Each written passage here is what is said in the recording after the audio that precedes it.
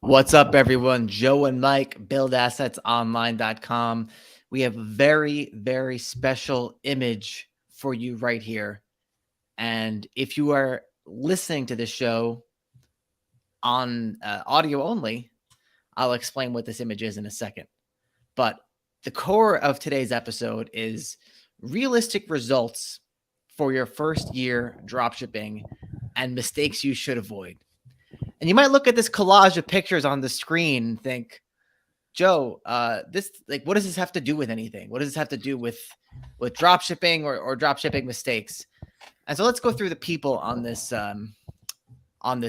image. We got. Go ahead. Yeah, you want to say Who do something? we have, Joe? I mean, you tell me. You came up with this collage. This is like a third grade art project almost.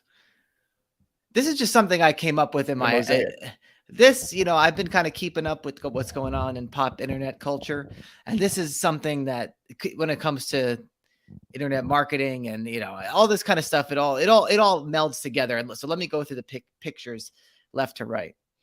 So we got the Liver King on the left, who, if you're tuning in at a later date, I mean, this is pretty obvious, but just got busted for being on steroids after denying it. And this thing, this is like a big story. Like, people at my jiu-jitsu gym were like talking about this. So I don't know too much about this. I didn't really follow him, but I mean, someone can't look like this and not be on steroids. That's just plain facts. I mean, yeah. Well, a leaked email came. We'll get into it because it ties really closely to the rest to the whole making money online thing. The next, we have Jessica LaRue and her husband Cliff, which are the two people that I ever first bought a course from on how to make money online. I haven't interacted with these people probably since 2013 or 2014, and but they were the first people that I bought a course from and learned how to generate my first dollar online. Now, in the top right, we have Kevin David.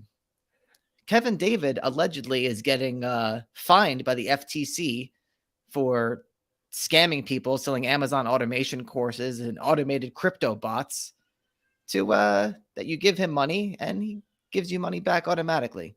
And apparently it doesn't work. The bottom right here, we have Kyle Roof. And Kyle Roof is a guy who I learned a lot about SEO from. And I think he's one of the people that I think helped us turn a corner when it came to SEO. So let's just put it that way. So big ups to Kyle Roof. Now, why all these people together in a picture? This channel, Build Assets Online, is about making money online, generating an income online. And Mike, who would you buy a course from out of all these people? Who would you trust them? Who is the most trustworthy out of everyone in this collage? well, if you're asking me, I already know it's not going to be the roided out man on the left, and I know it's not going to be the man wearing a shirt that says unemployed CEO. Right. So do you want to dive right into this? We could start with the 4 mistakes and we can talk about it. What do you think? I want to talk about this because we got 19 viewers right now. So I'm saying this goes hand in hand, Joe, with mistake number 1, with what to expect with your first year dropshipping and the 4 mistakes to avoid. So the first mistake you have to avoid your first year getting into making money online and dropshipping is listening to the wrong people. And this is at the core of this mistake. Is people have this visual perception of success. You look at the Liver King on the left here. You look at this man with the faux hawk. He's an unemployed CEO. Look at him. He got a nice sunset. He's at the beach. He's taking it easy. And meanwhile, people make fun of us. They think we're in our parents' basements. They think we're broke because we're not doing this type of shit. But little do you know, the best people to learn from, if you want to actually quit your job, you want to have financial freedom, as they call it, you want to, have a nice life, working for yourself, doing your own thing, would be these 2 other people here, Jessica LaRue, Kyle Roof. and they seem so unsuspecting. Where's the Lamborghini? They seem like the common person that you meet on the street. Right. They may not be visually generating authority, but why is that? That's because they're not spending their time doing all sorts of bullshit. They're actually spending their time like living their lives and in the trenches, learning about the information so that they can transmit it to the listener, to the course buyer, to the person that actually wants to make a change in their life, not some Zoomer 19-year-old trying to make a zillion dollars on crypto. Mike, one thing that came out about this Liver King controversy blew me away. And it was the fact that in the same, when he was reaching out to, there are all these leaked emails, and he was reaching out asking about his steroid stack, and the goal was he needed to be fully optimized, like to look, the best he possibly could, because he said he was going to hire a live-in social media team of people that were basically going to film him at his his compound or whatever, day in and day out, to create the content, to create the visual, to sell the supplements. And it would not surprise me. That was just if other internet marketing gurus did the same thing. Like, he had the whole thing planned out, from the steroid stack to the filmmakers, everything.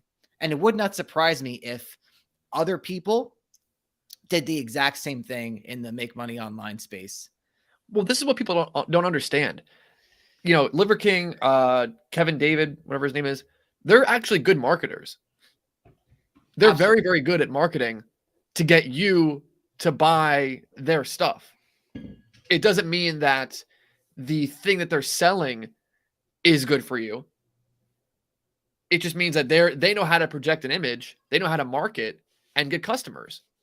So where's the translation here? Maybe Jessica LaRue, maybe Kyle Roof isn't the best at, maybe they can't pull off having a live-in person, because what would that look like? What would it look like if you had a live-in team following Kyle Roof around? He'd be on his computer. I thought about that for myself for a second. What if I had a live-in team following me around? Yeah, like it wouldn't it wouldn't be anything special at all. And that's the point. I mean, I don't know what type of lives people want to live, that they see this stuff on Instagram and they think that, like, by following them and by doing whatever they prescribe, or like buying an Amazon automation course, that they're going to get to, be at that level. But that's not typically how it works. It's like, you should focus on who's providing you the best information, free, and stuff that makes logical sense, not just emotional sense, but logical sense. And you can apply the methods to create whatever it is you want your life to look like. You want to be an unemployed CEO, or you want to be, doing steroids. Nothing wrong with doing steroids, but I just don't see, this is all emotional perception stuff instead of logical perception, as I said. Well, Mike, part of the thing here is that the social media algorithms are obviously going to favor the stuff that's viewed most and viewed the longest. That's how it works. So, and it's kind of like a zero-sum game. So when you have the level of marketing skills that Liver King and our boy Kevin David here have, even if people are watching them and they kind of know it's BS, it's going to be more entertaining than watching Kyle Roof talk about some nuanced Google thing, for an hour on some show. That's just the fact. That's just the fact of it. So at the end of the day, these are what the algorithms are pushing. Liver King and Kevin David. It's not pushing the information that's good. It's pushing the information that's entertaining, I guess, as the first factor. Yeah, absolutely. It's all about just engagement. And that's the thing. These social media platforms are not out to give you the best information. They're out to give you the most entertaining information, the most engaging information, which doesn't correlate with how correct it is, or how likely it is for the average person to take that information and succeed with it. So why don't we bring this back down to Point earth a little bit and talk about Realistic expectations, first year drop shipping. So should I give my take on what I think is a realistic expectation? Let's go. Get it started. And then let's hear your take. And then we got to keep going with the mistakes. So I think realistic expectation, your first year, 365 days, 12 months, if you follow, like, let's just say you're one of our students and you follow what we teach. I would say the realistic expectation is between $0 and 100,000 in profit a year. It's a wide range. It is a wide range. And the truth of the matter is, and it actually goes back to, I want to go back to Kevin David for a second, because Kevin David, a lot of his promises is that you will make money. If you invest in Amazon automation, you will make money. But when it comes to buying a course like ours and executing on it, there are a wide range of skill levels.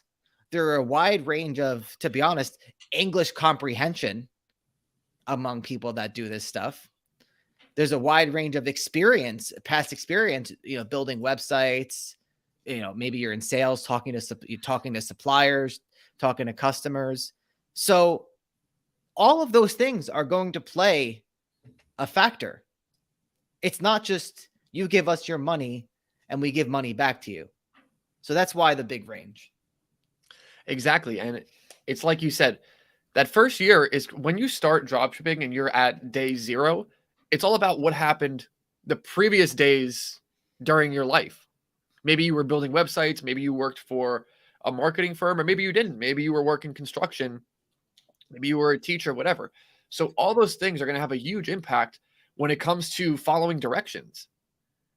Like, Absolutely. we lay out the exact directions to follow to build your store, contact suppliers, get sales, high ticket sales, make hundreds of dollars, thousands of dollars profit. And yet the varying levels of execution and just the variety of ways people interpret what we say, it's the exact same videos, is just, it's very interesting. But I mean, I relate to it because when we first started, we started out with Kindle publishing, or I did. You did Amazon stuff. But even with that, the first time you ever tried to do a dropshipping store, you'd made that store selling dog toys or whatever it was. And it was just so poorly executed that it's no wonder why it didn't work. And even when you look at the first store we ever made, if you compare that, I'd love to go like way back machine, see what that looked like when we first made it. And then you compare that to the stores that we churn out now, it's day and night because we've had the repetition. We've had the years of just going back, iterating, figuring out what works, what doesn't, where we misinterpreted something. So it comes down to, yes, how well can you absorb information and how well can you execute information? And for some people, it may not be good, but what do we do about that, Joe? Yeah, just a quick, let me add to that, Mike. My wife just decided that she wanted to replace all the doors in the house. So if you look behind me, there's some brand new doors. And little did I know that this was actually going to be a big project. And the contractor he's been in the house for a couple of days and he sees what I do around the house, and he's hard at work all day, like cutting, sawing, measuring, lifting, drilling the holes, whatever. And he makes fun, he's like making fun at me. He's like, what are you doing? You're doing nothing. You're taking it easy. But the truth is, he can't do what I do. I'm not saying I could do what he does, but he can't do what I do. He hasn't had I guarantee if he were to sit down on the computer, he'd be like, finger pecking it away. And that's nothing, insult to him, but it just goes back to your level of experience. What you've done in the past is going to play into that first year. I'm not saying he could never learn it, but I'm saying me starting and I've been on the computer my whole life. He's been doing, probably more, stuff with his hands his whole life. So we're starting in two completely different places. when I sit down to do a course and he sits down to do a course. 100%. And that's the problem. People have these crazy unrealistic expectations because of people like Kevin David that say, you give me money, I will make you money back. Versus it's understood if you go to college, or even more specifically, if you go to a vocational school, if you go to a trade school where you're going to be learning a specific thing that's going to become your career, that's going to take years of apprenticeship and going through all these different levels of studying and following people and shadowing and getting certifications. That's going to take years. So why do people think that they're just going to hop on the computer, listen to a bunch of information, and just go and make just an infinite amount of money? It's the same sort of thing. People need to treat this like a vocational school. Like, this is their trade. You're going to become an internet marketer now. And maybe you had some background. Yeah, maybe you were making doors with your dad since you were, 5 years old. So when you go to the trade school, you could pick it up. It's easy. You excel. But maybe you're just passionate about it. You've never done it before. You can have just as much success down the line, but you have to understand, you have to put the work in first. You have to overcome all these unknown incompetencies. Yeah. And that's not something that's easily expressed or captured. Just think of all the different people and all how they started. So to sum up, the big takeaway from mistake number one, Mike, is I think there's obviously some exceptions to this, but the more polished you look, the more polished a guru looks, the less trust you should give them out of the gate, as a rule. Yeah. But I do want to clarify that saying this type of truth is hard to market, because somebody's always going to be out there saying, give us money, we'll make you back X amount. And how truthful those claims are, I don't know. But people need to understand, if they want something that's going to succeed long term, they need to learn the skills. And it's not that you absolutely have no chance of having success your first year, because you do. We've interviewed students who have had a lot of success their first year drop shipping, but you have to be going into it with the mindset that even if I make $100 this year, I'm okay with that, because I know I'm building the skills to make $100,000 the next year, and then 200,000, and then 500,000, which is a very realistic expectation. People often just, again, they want results now instead of thinking about things long term and doing learning skill sets that are more sustainable. Absolutely. So mistake number two. Oh, well, let's leave it on the thing. Keep this up. Keep this up. Okay. People are liking it. We got people in here. Mistake number two is the wrong mindset / goals.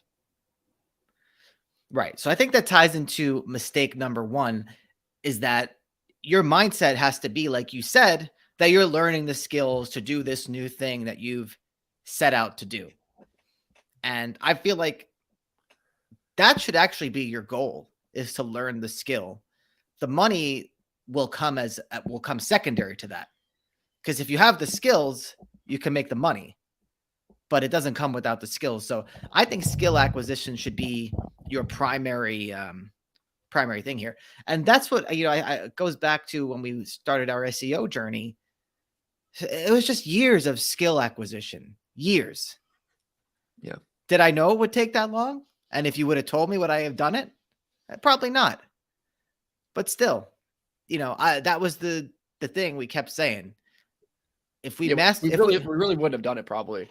Yeah, it was, if we master this, we can apply it to our drop shipping stores. And that's exactly what we did. Because we knew that learning the skill would have such a large compounding effect on our business, because even if it made us an extra $1,000 a month, we can go and apply that to making more websites, or that extra $1,000 profit a month, when taken into the context of selling a store, that's an extra $30,000. If you get a 30x multiple. And if you don't know what I'm talking about, watch some of our previous videos about selling websites. But yes, it's all about doing things, again, in a way where you're on a sustainable path. You're on a path that creates compounding results, and you can compound your skill set. So, and in addition, I think talk about compounding skill sets and compounding results, I think it's one of the things that make our course stand out compared to other high ticket dropshipping courses.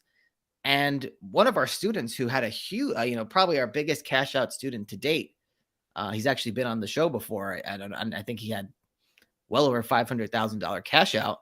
He cashed out on the heels of doing a big SEO push for his site. Yeah. Yeah. Joe, if you had an SEO catastrophe happening, who would you rather call to show up and come fix the situation? Kevin, well, I want to say Kevin James, Kevin David, or Kyle Roof? Who do you want walking in your door? I hope Kyle Roof walks through the door. I want Kyle Roof to walk in the door with the leather friggin' toolkit and get to work versus some faux hawk Zoomer. But so again, mistake number 2, wrong mindset and goals. People, they see results they see a perception of a lifestyle on Instagram and they say, okay, I want to be there. I want to be like this person. Versus thinking of what they want in their own life that has nothing to do with social media. I mean, it could be inspired a little bit. I'm sure we all are inspired a little bit by social media, except for Joe, who doesn't have social media. And what were you going to say? No. I was going to say, I've never had the feeling of like looking up to like an external source. I guess some people have that, but I've never had that feeling at all. Like I've never seen like a celebrity or someone on TV or like a character and thought like, wow, I wish I could be like them. Yeah, I think you're unique in that aspect. We got Zulfikar Al-Jabiri said he wants to be like the Liver King.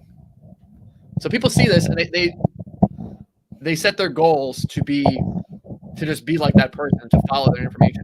If I wanted to be like the Liver King, I probably wouldn't watch Liver King. I would just look up technical information on how to work out, how to do a cycle. Like I would hire a trainer. So you could set these goals, but you have to be searching for the actual tactics to get to where you want to go. But yeah, no, it's good. I think people need to have more like realistic goals. If you're living in your parents' basement and you set the goal in 1 year, I want to be on a yacht, have $100 million. It's almost a joke because the chance of you getting to that is near zero. You need to set an expectation that's like, it could be a little bit unrealistic, but it should be something within reach, but you have to push to get there. Yeah. And I think that's always been our strong suit, Mike, is that I feel like we never wanted too much. Yeah. But I think at the end of the day, we've done quite well for ourselves, but you could always adjust your goals later. Right. If you're at 0, you need to get to 1 to 2 to 5 to 10. And then once you get to 10, you can think about, okay, how do I get to 100? I'm saying it made the first round of goal setting rather easy. Yeah, I think our first round of goal setting was quite easy. It's something like, a couple $1,000 a month. Yeah, and when I honestly, I don't know. I guess looking at this and thinking back on that, I think that might have helped a lot. Right, because if your mind is actually set on making a couple $1,000 a month, you see, the picture of Jessica LaRue, like that doesn't create a conflict in your brain. Yeah, this person could probably help me get a couple $1,000 a month. Yeah, that's exactly what she was offering. I mean, that's pretty much exactly what I was looking for and exactly what she gave. Right. So there's no conflict versus, again, Kevin David, if you're in your mom's basement, you think I need $100,000, $200,000, $250,000 this year. You have to see someone like that to align with your goals. Like you can't look at Jessica LaRue and say, yes, she's going to make me $250,000 this year. Although she might, but you get what I'm saying. There's some sort of like congruency test that has to happen there. And yeah, people screw up because they set their goals too high in the beginning when they have no skills, they have nothing to offer, and they have no initial financial success. So that's my interpretation of it. It's a good interpretation, I'd say. Bravo. Thanks. So shall we proceed on to mistake number 3? Let's do it. I kind of want to, once we get through these mistakes, if we have time, I'm in the mood to watch some videos. I feel like I want to, but we'll see. Yeah, We'll gotta see if we queue have up. time. We'll see watch if we some have time for dropshipping the videos. Did a bunch of chats just get deleted? Oh wait, Mm, no, it went away and it came back. Okay, never mind. I didn't notice that. Okay, mistake number 3. Spending money too quickly. You talk about this one, Mike, because I feel like this really ties into the ads portion of it, the Google Ads portion of it. It doesn't necessarily have to tie into Google Ads, but what we mean here is somebody who has no prior experience. It's your first year dropshipping, your first year trying to make money online. You think if you throw a whole bunch of money at the situation, it'll help resolve it quicker, or you'll make it, it's like a gambling mindset. If I put $1,000 into this roulette wheel, then if I win, I'll make $5,000 versus putting down $10 or $100, because this is not a gambling game. This is a skill set acquisition game. So the longer you could stay in the game, if you can make it out of that first year, make it into the second year, the third year, then once you have real world results that you've acquired yourself, not by following the Liver King and his in-home content team, not by paying for someone else, Kevin David, to try and make money for you. Once you've generated your own results, then you can go ahead and spend more money, because you've experienced it firsthand. You have the knowledge that when I put X amount of dollars here into Google Ads, this will spit back out. I can sell this product. I know what happens. This is going to ship out. I'm not going to have issues with this. Versus, again, we see people, it goes back to the mindset thing, to the goal thing, I think a little bit. They say, I need all these results right now. And they throw a bunch of money without having any idea of what's going to come out of it. And then they lose a bunch of money. And there's a paradox there, because yes, spending more money quicker will give you more feedback, but you have to be willing to lose all that money if what you do sucks. Yeah, absolutely. And it has nothing to do with our information, because we've shown time and time again, people follow what we say in our courses and they have great results. But someone who doesn't know how to interpret what we say yet because they're too new, they may misinterpret it and maybe they lose some money. And it's rare to see people honestly lose a lot of money doing what we do, because even if you screw it up like 80%, I see people still profitable all the time. But it's about your risk tolerance. Can you throw $10,000 into something, and if it doesn't spit back out the results you want, are you going to be discouraged? Are you going to stop doing this? Or is that just, nothing for you? You're willing to stay in the game because you know that eventually you can create a store that makes $2,000, $3,000, $5,000 a month. Boom, you sell that 30x multiple and you make $150,000. And now you've acquired the skills to do that over and over again. Well said, Mike. I think, should we go through some of these comments? I feel like a lot of them are building up here. Yeah, let's clean this up a little bit before we go on to mistake number 4. What have I done? Who's clicking into this, you or me? Well, let's start at the top here. Are we about to learn how to dropship land in Scotland? Do you want it? It's pretty funny. Listen, I don't get it. Because that was one of the other big scams that was exposed lately. There's this, I forgot the company, something titles, like Authentic Titles or something. And it's like a gift where it's like you become a lord or a lady. They supposedly sell you like a small plot of land in Scotland. And it's a pretty big like sponsor on like a lot of podcasts and YouTube I've heard channels of and that. stuff like this. But it's all like it's like a gag gift, but it's like not advertised that way apparently. Oh, it's Fugazi, so you're not even getting any land. Yeah, I don't think so. Or at least it's like not enough to be an actual lord or lady in Scotland. Damn. So That's unfortunate. You see, Kevin David should have watched your channel. Jeff says, well, you know, I don't know. Apparently he's, I don't know how, you know, a lot of this stuff, when you do shady stuff, it comes back to get you. So I don't know exactly how much his success is continuing. I know he's invested a lot of money back into ads, obviously, because that's kind of the business model. So, you know, at the end of the day, I don't know how much he's walking away with, you know. I have no, I'm not even going to begin to speculate. Maybe he's done quite well and he's, you know, secured a large sum, but I wouldn't want to be him, even though despite his past earnings in terms of my monetary situation. Jacob O'D says big boy Kyle providing the SEO goods. Cody says, what happened to Kevin David? Jacob says he's been a con man for a long time. FTC going after him for shit courses and crypto bots. And Byron says, cheers to all the dropship daddies out there. And good times. It's how much capital invested in that hypothetical first year. So we like to say $2,000 to $5,000 you should have aside. But the thing is, with high ticket dropshipping, the way that we teach it, a lot of the upfront activities don't really cost any money.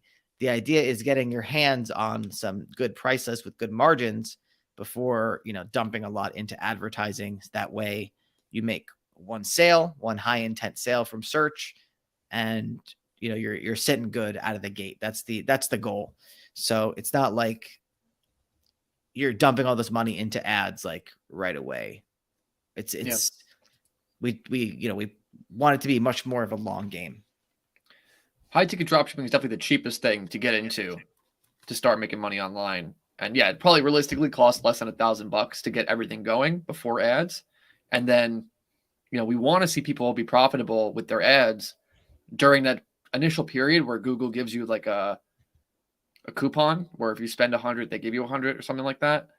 That's what we typically see. So, you know, Google gives you $100. If you spend 100, that's $200 right there. And that's, you know, what's the quick math here? $30 a day for a week, $15 a day for 2 weeks. So that should be enough time to get things rolling. And it only takes one sale to be in the green with ad spend and just roll it on from there. Connor says you guys are my new favorite source for dropshipping help and information. Well, thank you. We appreciate that. Jeff says, would you recommend using suppliers to sell their own product ready on their site? Had a customer ask why they should purchase from me if the manufacturers sell it as well. I think the margin that they offer here is more important and more of a factor than that. What do you think, Mike? Yeah, I don't care about this at all. One of our biggest suppliers ever on the store that we sold for $650,000 had their own website. Like, they were selling very hard on their website. There's some suppliers that have their own products on their site, but they list it at like list price, so it's not really competitive, or like they don't really care about it. This website would like constantly undercut us. It was a whole thing, but yet we were still selling. We were selling them out the wazoo. So why was that? It comes down to basically advertising. It comes down to support, right? If they call, are you going to be connected with someone that can help you get what you want? Also, what we like to say is when you order from us, you have someone else on your side in case if there's an issue. We have the contacts with the manufacturer. We have the ins with them to push them if they screw up with the product. If you order directly from the manufacturer, you have no one else on your side. Zulfikar says, how do you stay determined after numerous failures? I want to be very upfront with you here, Zulfikar, and I'm making an assumption. I'm making two assumptions here. The number one assumption, and I'm sorry if I'm wrong about this, is that English is not your native language. And I'm guessing that because you spelt numerous wrong, and you have a name that is pretty, like, maybe you're not a native English speaker. Now, that being said, I don't know if your failures have been trying to do stuff with a primarily English market. If they have, I want to tell you that I think that if you want to have success in an English market, like, your English should be absolutely flawless. And that's just the way it is. Because we have students that and have had in the past, the English is not their first language. And I think it creates a definite barrier to success. Because Yeah, if you go on a website and there's spelling errors, that's like the most off-putting thing possible. And there's just all these little things of, like, someone could say something one way and it could get interpreted a different way. It's hard to get around, I think. I have a friend I play a game with. He's from Peru, and, like, he speaks perfect English. Like, you could talk to him, but, like, he still, like, doesn't understand, like, what I say sometimes. Not that he doesn't understand the words, but, like, he takes it the wrong way. Like, he doesn't understand, like, that I'm trying to say something completely different than how he's taking it.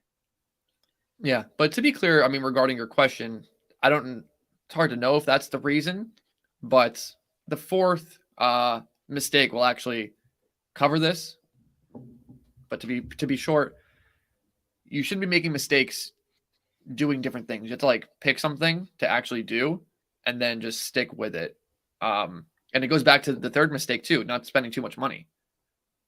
If you can endure mistake after mistake, but you're building towards a goal, that mistake just becomes a learning lesson, right? Yeah. So he says, I was born in Lebanon, but if you hear me speak, you would think I'm white. Well, okay. I mean, I was just trying not to bullshit you, because that was, like, a big barrier, I think. So if that was the case, I was just trying to tell you that, and maybe that's something. But if you're saying that you're totally fluent, then that's cool. You spelled numerous wrong, so it could have just been a typo. But yeah, I'm well, just why don't you tell us what you've done and what you've had failures with, then we can give you a more direct answer. Because yeah, we don't want to bullshit you. yeah. Anyway, we answered this question from Good Times. I think he kind of just restated it again. Sean says, if you only make 1 to 2 large sales per month, is that still considered consistent revenue when you decide to sell the store? If you have a year and a half, 2 years of this happening, then I would say sure. But it all comes down to the eyes of a buyer. Some buyers may be comfortable with that, some maybe not. It's like selling a house, right? Some people are going to go to visit a house and they're going to say, oh, the road is too noisy. They're going to find bad qualities. Some people are going to find good qualities. Some people are going to want to live on a main road. Some people are not. So yeah, it just comes down to buyer preference. But I'd say if this is happening for a year and a half, 2 years, profit looks good over time, then could be someone may see this as low maintenance. So some people could see it good, some people could see it bad.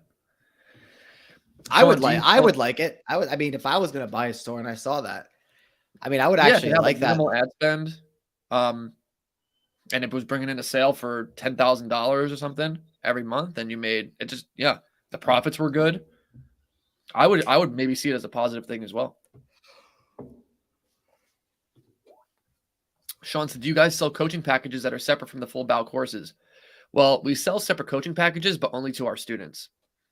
So, and the reason for that is we've done this in the past where we've tried to sell, like, separate coaching packages, and it just becomes too much for us, because unless you have the full context of all the videos inside the course, like, we just basically we don't really get anywhere, because it's too much to explain on, like, a call. It just kind of doesn't really go anywhere, if that makes sense. Yeah, it's not good value for anybody. So on that note, we'll take a quick pause for our sponsor, buildassetsonline.com/class. If you want to see exactly what we do to create websites that we can turn around and sell for 6 figures and have a portfolio of websites worth over 7 figures, then go to buildassetsonline.com/class.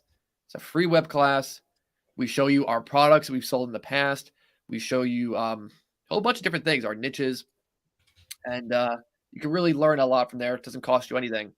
And that's it for this brief announcement.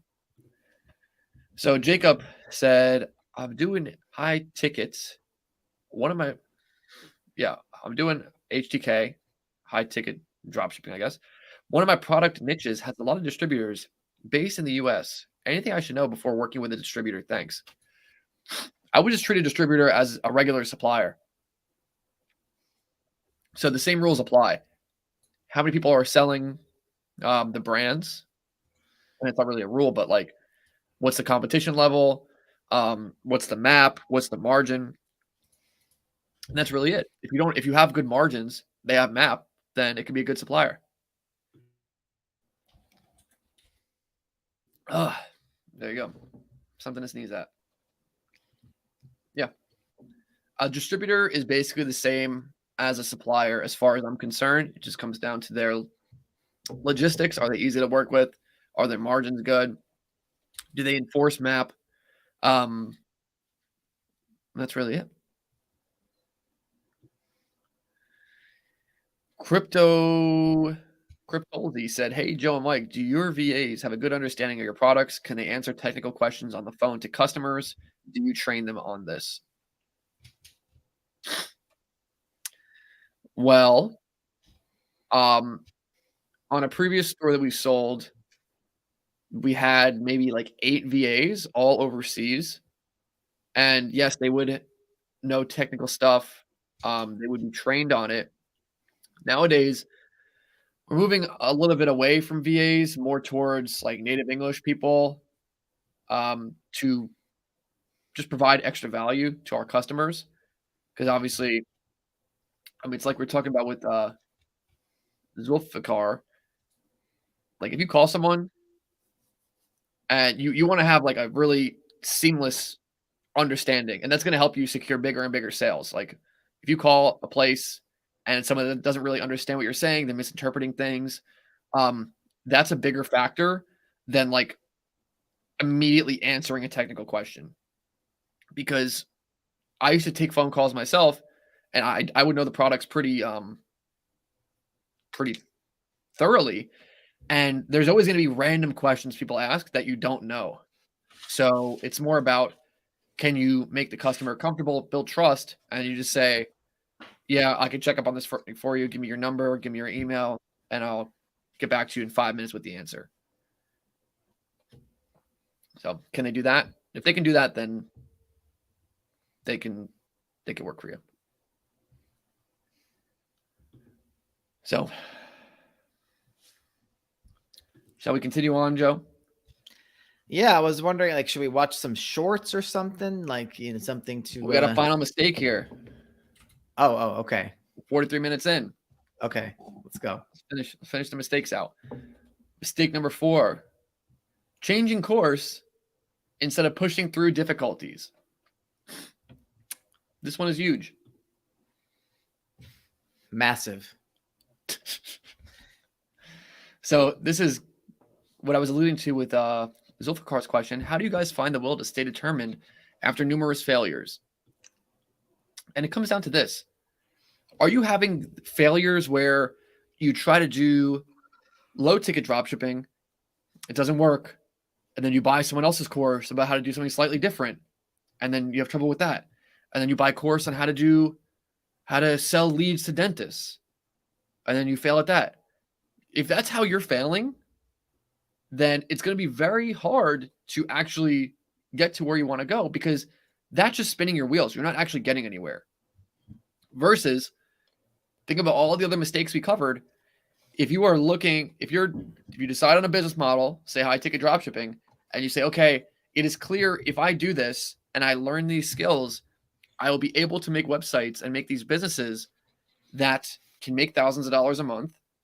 And then by doing that, I can turn that around and sell those for a large sum of money and then I can continue to repeat that process over and over again, the early on failures are good things because you correct it and then you keep walking forward. You correct it, you keep walking forward. Versus you're nowhere, you're at ground zero, you try one thing, it doesn't work. You turn around, you try another thing, it doesn't work. You're not actually walking down a path. You're just still trying to decide on how to get out of the space that you're in. Does that make sense? Yeah, I think it makes sense. Okay. Yeah, I mean, going back to the vocational school, trade school example, if you're going to become a plumber and it's your first day on the job and, you know, you screw something up and there's water's leaking everywhere, shit's leaking everywhere, do you quit and then try to become a fireman? Like, if that's how you proceed through life, then you'll never get anywhere. Versus, you know, you screw up the toilet, stuff leaks everywhere, you take care of it, you learn from it, and then you go on, you don't make that mistake again. Because there's always going to be things that come up. I mean, like, we screw up to this day with many things. Because there's always going to be things to learn as you climb up the ladder, as you climb up the mountain.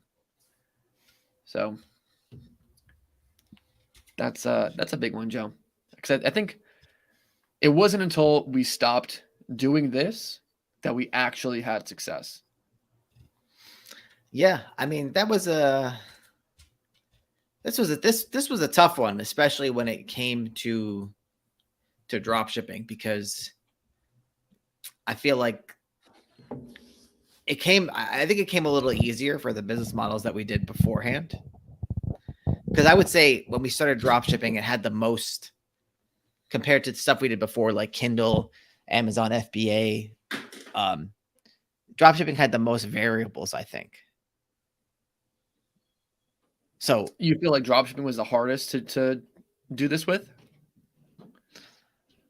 Well, I think once you got it, it's the easiest, but I think it has the most variables compared to the stuff we did before. Like publishing Kindle books is like, all right, there's only so much that goes into it. You know, but I feel like ads and, you know, and like products are more complicated. There's like more moving parts, I think. There is, but I think a lot of it comes down to like your initial proof or belief that it works. Because if you're on the fence that something works, if you have a failure out of the gate, it's just going to reinforce the part of you that doesn't think that it works. And then you have no choice. You're not going to continue with something if you don't believe that it's actually a fruitful thing to do for the next several years of your life. Yeah, you know what I was thinking of? I was thinking of like our first outsourcing bonanza where we hired that woman from Upworks, or whatever. She came from Odesk, but then she went to Upworks, and it was just like she couldn't do any of the stuff we wanted her to do. And then we hired the guy from the Philippines that was supposedly like a Zendesk expert, and he set up all this worthless stuff. So yeah, there was definitely times in our drop shipping journey that, you know, were difficult. But at that point, I mean, we had made sales, like we knew that it would work, but we had to overcome those particular difficulties, whether it was hiring or, you know, customer service management or all these stupid things. Right. But nothing we did it because we saw the potential in doing so. Right.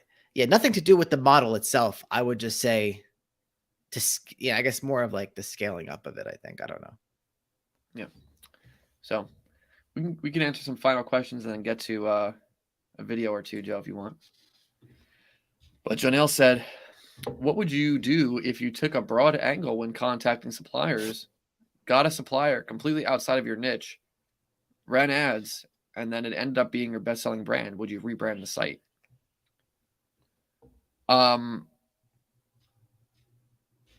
Well, you should be contacting suppliers that would fit under your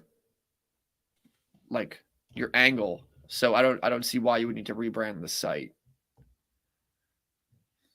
I guess I'm not too sure how to interpret the question. If your site is like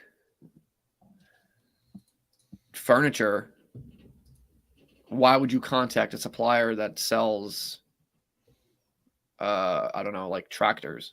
You know what I'm saying? I'm not even sure how you would end up in this predicament in the first place.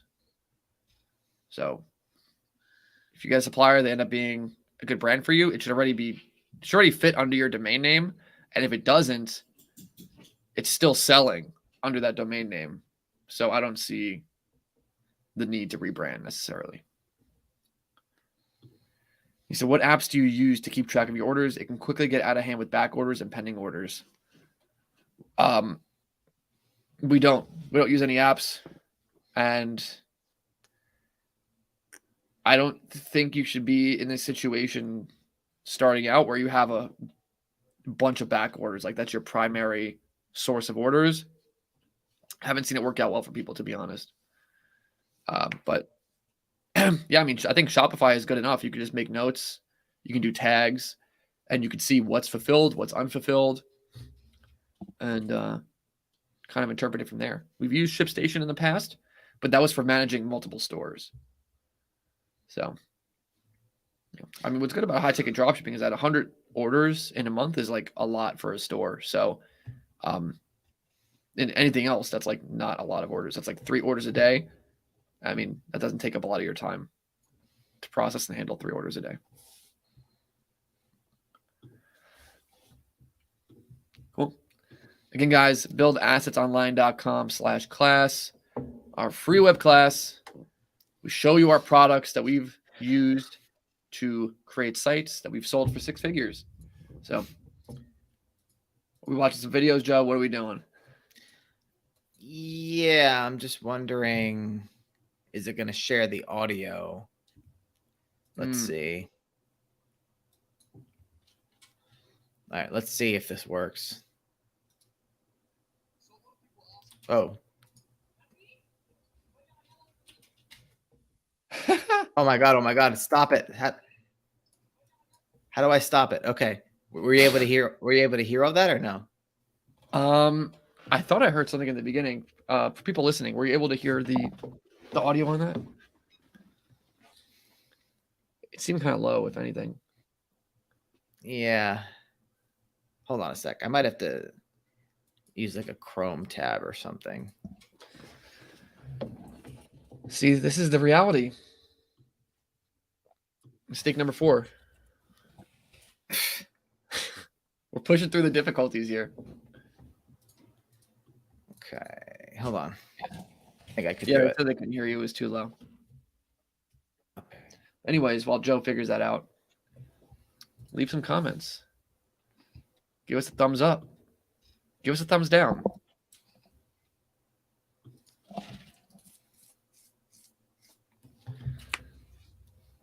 I don't know what happens with your lighting, Joe. It always goes to absolute shit by the end of the show. Because it's getting dark. Oh. You could blame the sun. Blame daylight savings. Yeah, it's bullshit. Should be done away with. All right. All right, let's see if this works. Share tab audio. Okay, so I searched for dropshipping, and we're gonna find some shorts and see what happens. Should we do? Yeah, click that. So a lot of people ask me this question. It's how I made my first $100,000 online a few years ago. What did I actually do to make it? Let me show you what I used to do day in, day out. This was my actual job. First thing is this. I would simply go to Facebook Marketplace. Looks a little bit like this here in Australia. Then I would come to AliExpress and pick a random product. Now, obviously, after time, you develop metrics for making this better and better and finding winning products. And I would simply screenshot the product. So just like this, I would screenshot it. Now you can see the price here with shipping, free shipping is like $15-ish. Simply create a new listing on Facebook Marketplace, chuck in some photos and write whatever you want. Post it up for sale for free on Facebook Marketplace, and when people message about it, okay, simply send them a link to purchase from you on PayPal. Then all you do is you go ahead, you order that AliExpress product and send it directly to their house, never having to touch the product. and you keep all the profit between your marked up price and the price. That's a one-way ticket to a Facebook suspension. Well, this this seems to be what we had Trevor on the podcast like 2 weeks ago, what he was talking about. Yeah. But I feel like it's not worth time to do this in any realm. I feel like that would actually work. Oh, I think it would work too. But I think the juice wouldn't be worth the squeeze. Yeah, man. You put in something that's a free listing on Facebook Marketplace, it's just like a shit show. Let's check out this one. But day in the life of a dropshipper. Realistic day as a 20-year-old 4-figure Shopify dropshipper. Today we'll 4-figure Shopify dropship. 4-figure Shopify dropshipper. 4 figures is like $1,000. What does that mean? 4 figures daily? Okay. I don't know. So this guy, I believe, is one of the biggest make money online gurus on YouTube, Bia Heza. And woke up bright and early, got straight. Pretty What kind of iPhone is that? I don't know. It's like iPod Touch. But it's pretty interesting This is a joke, Joe. I think this is a joke. Straight into a light workout Let's and see. a hoop sesh per usual, then a few alpha male this is a tips joke. videos while I'm in the sauna. On my way out, I post a story of this Jeep my dad rented for the weekend, and I do that just to get people motivated. I'm all about giving back. After giving my dad's keys back, I take my boss's car and head straight to the office. Starting my workday off by posting some results to my story.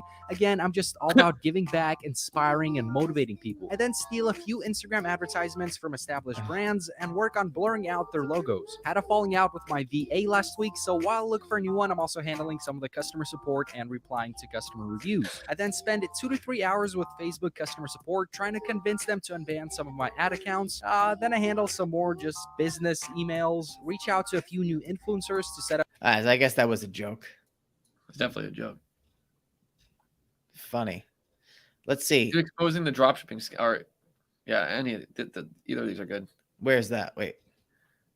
Exposing dropshipping. 1.4 milli.